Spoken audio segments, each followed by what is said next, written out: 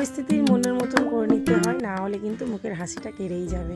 তো hello guys, welcome back to my channel Bengali be non Bengali board টক মিষ্টি ঝাল ব্লগে তোমাদের অনেক ওয়েলকাম।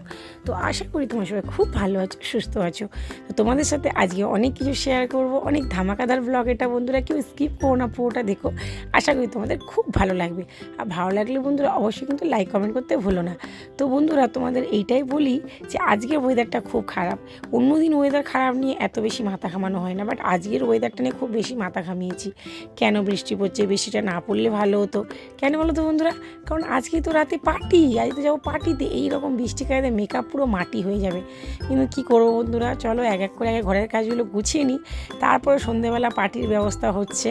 তো বন্ধুরা তোমাদের দুদিন আগে আমি বলেছিলাম, একদিন আগে বলেছিলাম যে ব্লগ দিতে পারিনি, মানে দুপুর 3টের জায়গায় রাত 8টায় দিয়েছিলাম। আমি বলেছিলাম তোমাদেরকে আমি রিজনটা বলবো যে আমি কেন ব্লগ দিতে পারিনি।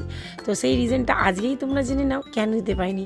কারণ আজকের রাতে যে পার্টিতে শাড়িটা পরবো বন্ধুরা, সেই শাড়িটাই আমি কিনতে চলে গেছিলাম। সেই দিনে হঠাৎ করে মন হলো যে চলো একটা এত বড় পার্টি, একটা শাড়ি কেনাই যাক। তো ওই শাড়িটা কিনতে গিয়েই তোমাদের সাথে টাইমে ব্লগটা শেয়ার করতে পারিনি, ওই জন্যই রাত 8টা বেজে গিয়েছিলো। আর তোমরা ব্লগে কিন্তু শাড়িটার দিকে অবশ্যই জানিও যে শাড়িটা কেমন লাগছে, শাড়িটা কেমন লাগছে, আমাকে কেমন লাগছে। আর এখানে দেখো বন্ধুরা, সকাল সকাল বাসি দুয়ারে জল ছিটিয়ে ব্লগটা শুরু করে দিয়েছি।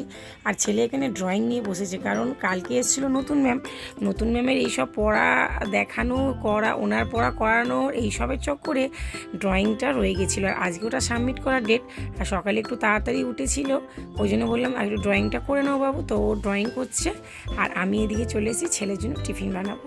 তো রাতে রান্না করার পর তো আর গ্যাস পুছি না, সকালবেলা একটু ওই ঝেড়ে টেরে নিয়ে এতেই রান্নাটা করি। ওই জন্য আগের দিনে যে রুটি বানিয়েছি দেখতে পেলে ওখানে দাগটা ছিল। এইবার যে মানে ঘরটার পুজবো যখন, তখন গ্যাসটা পুজবো। তো আজকে ছেলেকে টিফিনে একটু অন্যরকম কিছু বানিয়ে দেওয়ার ভাবলাম। তো প্রথমে ভেবেছিলাম আলু ভাজা রুটি করে দেবো, কারণ রাতে পার্টি আছে, একটু হালকার মধ্যেই খাওয়াবো। তারপর দেখলাম একটা আলু পড়ে রয়েছে ঝুড়িতে বন্ধুরা। আর এই সকাল সকাল না কেউ বাজারে যেতে চায় না, আমার বড় ছেলেটা তো একদমই না। বরকে বললে আমি এক্ষুনি ছেলেকে দিতে যাব, আবার নিচে যাব। মানে ভাবো, ঘরের হাতের সামনে বাজার, তাও মানে যেতে চায় না ভাবো। আর অনেকের ব্লগে দেখি বন্ধুরা কত দূরে দূরে বাজারে, একবার সপ্তাহে হাট বসে, দুবার বসে, তারা বলো। আর আমাদের ঘরের সামনে বাজার, তাও যেতে এরকম। তো ভাবলাম চলো, তো ঘরে একটা ডিম ছিল, তো একটা ডিম দিয়ে ভাবলাম ছেলেটা যে টিফিনটা রেডি করে দিই। তো একটা ডিম দিয়ে যে দুটো পাতলা করে একদম রুটি বেলে নিয়েছি, মানে ছোটো ছোটো লিচিগুলো করেছি, পাতলা করে রুটি বেলে নিয়েছি। এতে একটা ডিম ফেটিয়ে আর দুটো রোল করে দেব। আর শসা পেঁয়াজ কিছুই দেবো না, কারণ আমার ছেলে খেতে চায় না রোল জিনিসটা থেকে। ও সবসময় দোকান থেকে রোল আনলে ও সব কিছু বের করে দেয়, বের করে ফেলে আর খালি ওই সস লাগিয়েই খায়। তো ভাবলাম চলো আমি আর দেবো না যে ওকে ফেলতে হবে, আমি ওই সস লাগিয়েই ওকে দুটো রোল করে দেবো, আর সাথে একটু ফল দিয়ে দেবো। এই হচ্ছে আজকেও টিফিন। তো সকাল থেকেই একটা দেখবে, কোথাও আমাদের যখন আমরা যাওয়ার কথা ভাবি, দেখবে আলাদাই একটা মনের মধ্যে মানে এনার্জি কাজ করে। আর মানে হাত দুটো হয়তো চলছে অন্য কাজের জন্য, কিন্তু মাথার মধ্যে ঘুরছে অন্য একটা জিনিস, রাতে কি পরবো সেটা তো ডিসাইড যদি হয়ে যায়, কিভাবে সাজবো। আর সবচেয়ে বেশি বন্ধুরা আমার যেটা সবচেয়ে বড় টেনশন লাগে কোথাও গেলে, হেয়ার স্টাইলটা কী করব। দেখো আমি অন্য কাউকে ভালো চুল বেঁধে দিতে পারি, কিন্তু আমি নিজেরটা নিজে বাঁধতে পারি না। এবার সামনে ধরো একটু কিছু বানিয়েও নিলাম, পেছনেরটা কী করব। এবার বউ মানুষ একটু খোপা টোপা করলে কেউ যদি করে দেয় না, একটু ভালো হয়। এবার একা একা চেষ্টা করলেও অতটা ভালো হয় না। ওই চুল বাঁধাটা আমার একটু অনেক বড় হেডেক হয়ে যায়। বাট কালকে এটারও সলিউশন হয়ে গেছে বন্ধুরা, এটাও আমার কাছে একটা গুড নিউজ। তোমাদের আমি এর আগের ব্লগে শেয়ার করেছি যে আমার ম্যামের বিয়ে হয়ে যাবে, ম্যামটা আর আসবে না পড়াতে। আর ওই ম্যামই একটা নতুন ম্যাম সাজেস্ট করে দিয়ে গেছেন। তো ওই ম্যামই এসেছিলো পড়াতে। ওই ম্যামকে একবার জিজ্ঞাসা করলাম, ম্যাম তুমি কি চুল বাঁধতে পারো? ম্যাম বলছে হ্যাঁ। আমি বললাম বাহ, ভালোই হলো। তো ম্যাম কালকে মোটামুটি মানে খুব ভালো না, তবে কাজ চলার মতো একটা ভালো হেয়ারস্টাইল করে দিয়েছিল। তো সেটাই আর কি গেছিলাম। তো ওটাই হচ্ছে ব্যাপার, হেয়ারস্টাইলে খুব বেশি মাথা ব্যথা থাকে। তা আপাতত সময়ের জন্য আমার এখন হেয়ারস্টাইলটা নিয়ে মাথা ব্যথাটা একটু কমে গেল। কারণ ম্যাম যতদিন মিনিমাম পড়াচ্ছে আমার ছেলেকে, ততদিন কোনো অনুষ্ঠান হলে ম্যামের কাছ থেকেই ভেদে নেব। তো দেখো বন্ধুরা, তোমাদের সাথে কথা বলতে বলতে কিন্তু আমি দুটো রোল বানিয়ে নিয়েছি। এইবার এই রোল দুটোকে আমি মানে কি করে প্যাক করি সেটা তোমরা দেখে নাও, আর সাথে আমার একটু গল্প শুনে নাও। আমি সবসময় জানি বন্ধুরা, আমরা মেয়েদের জীবন কিন্তু সত্যি খুব অদ্ভুত হয়। এবার দেখো, এটা বলতে পারি যে সবার ক্ষেত্রে কিন্তু সব জিনিসটা হয় না বন্ধুরা, কিন্তু কিছু কিছু ক্ষেত্রে হয় না, বেশিরভাগ ক্ষেত্রে কিন্তু এটাই হয়। আমার মনে হয় যে সময় পাল্টালে, পরিস্থিতি পাল্টালে না, অনেক বড় বড় ঘটনা সময় পরিস্থিতির জন্য হয়ে যায়, আবার কোনো কোনো ঘটনা হয় না।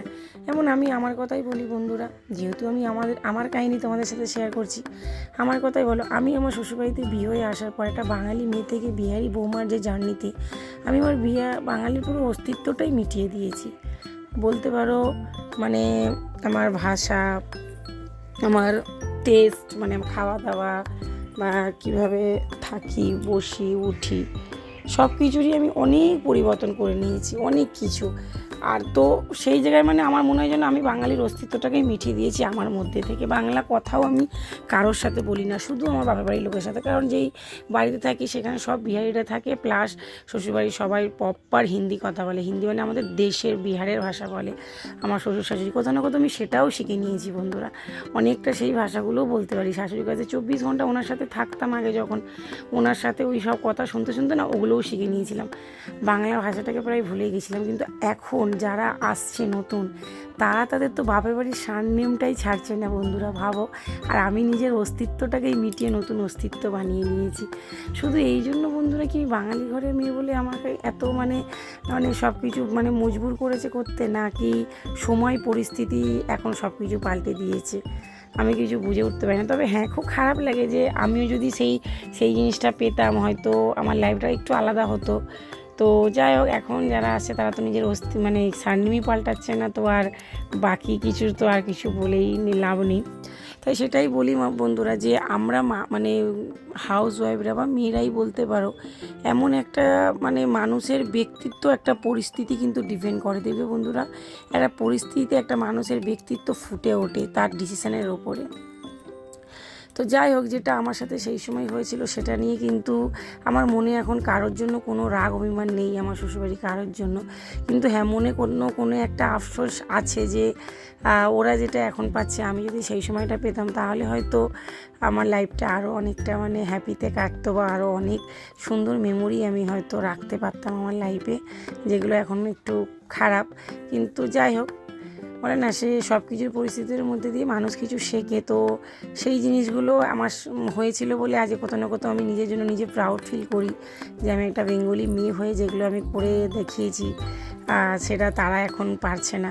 তো এটাও কোথাও না কোথাও আমার একটা ভালো জিনিস, যে আমার ওটা একটা সম্পত্তি সঞ্চয় আমার নিজের জন্য, যে আমি করে দেখিয়েছি।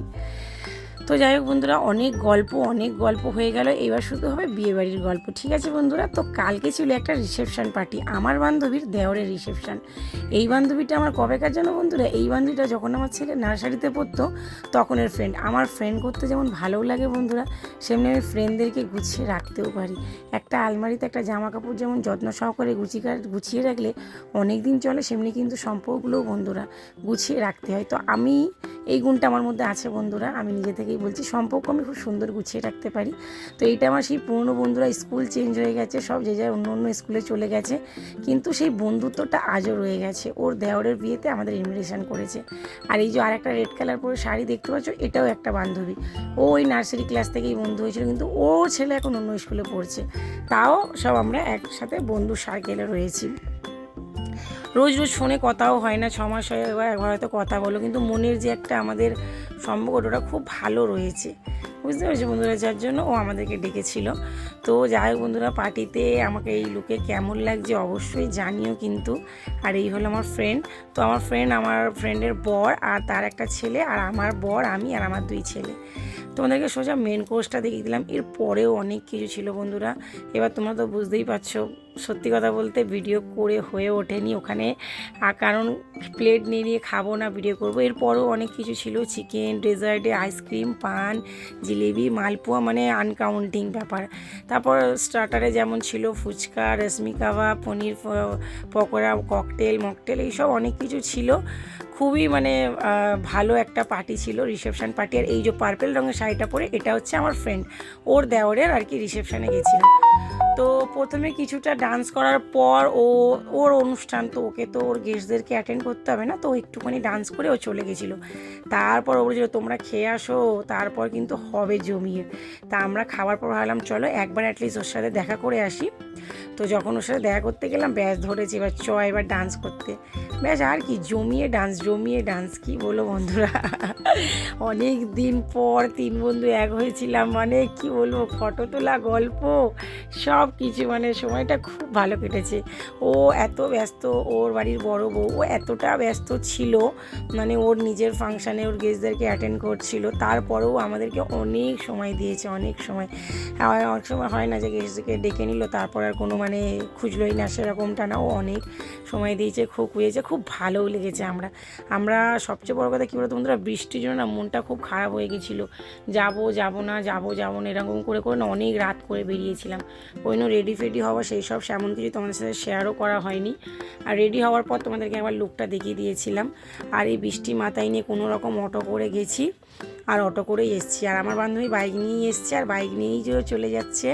তো চলো আজকের ব্লগটা তোমাদের কেমন লাগলো অবশ্যই কিন্তু জানাতে হবে বন্ধু।